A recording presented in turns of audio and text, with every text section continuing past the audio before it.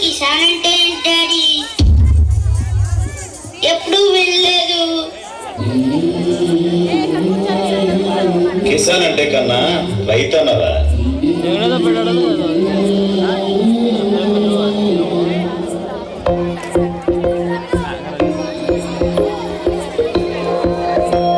ఇదే కదా నీ కథ, ముగింపులేనిదై సదా సాగదా.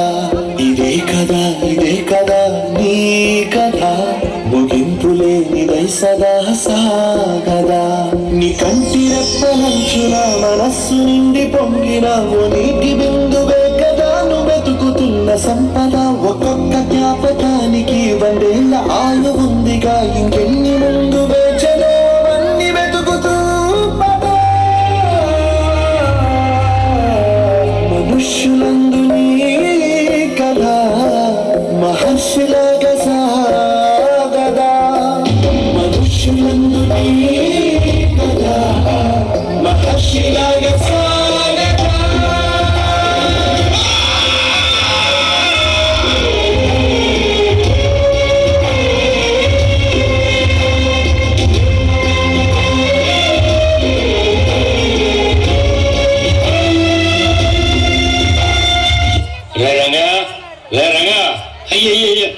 మీరిచ్చినట్టయ్యా కౌలు డబ్బులు ఇప్పటివరకు ఇవ్వలేదు.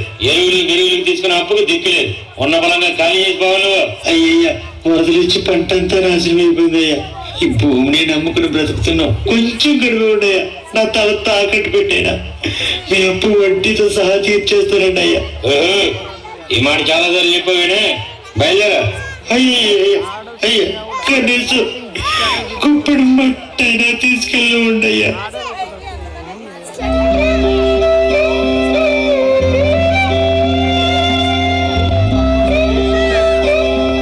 డాడీ, అన్నం పెట్టే రైతు ఎందుకు చచ్చిపోతున్నాడు డాడీ?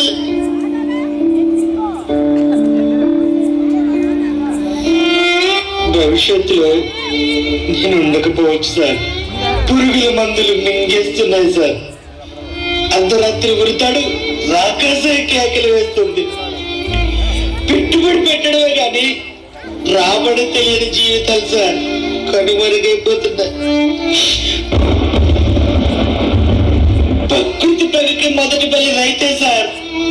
ఈ టీవీ వాళ్ళకి, ఈ రాజకీయ నాయకులకి మా బాధలు వీడియో బయట కావాలి, మా శవాలతో సెల్ఫీలు కావాలి. పండించేవాడు ఎండిపోతున్నాడు సార్. అన్నదాత అన్న కాపాడే నాదునే లేదు. కరోనాకు భయపడి ఇంట్లోనే కూర్చున్నారే, మరి మేము అరచేతిలో ప్రాణాలు పెట్టుకుని అలికాలు మట్టిలో పెట్టుకుపోతే ఏం తిని బ్రతికేవారు సార్?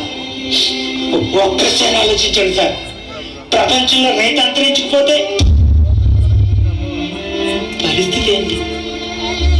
రైతులకి సాయం చేస్తే వ్యవసాయం వెలిగిపోతుంది సార్. ఇలా మసకబారిపోదు. ఇలానే ఉంటే వచ్చే తరాలకు రైతుని ఏ మ్యూజియంలోనో, పుస్తకాల్లోనో, శిలా విగ్రహాల్లోనో చూపించాల్సి వస్తుంది సార్. నీకు దండం పెడతా, భూమి ఆకాశం ఉన్నంత వరకు రైతుని బ్రతికినివ్వండి మహాప్రభు, బ్రతికినివ్వండి మహాప్రభు. నిజంగా రైతన్న లేకపోతే మనం లేం కదా. రైతన్నని బ్రతికించుకుందాం పద్ద డాడీ. మనతోనే స్టార్ట్ అవ్వాలి. రాడా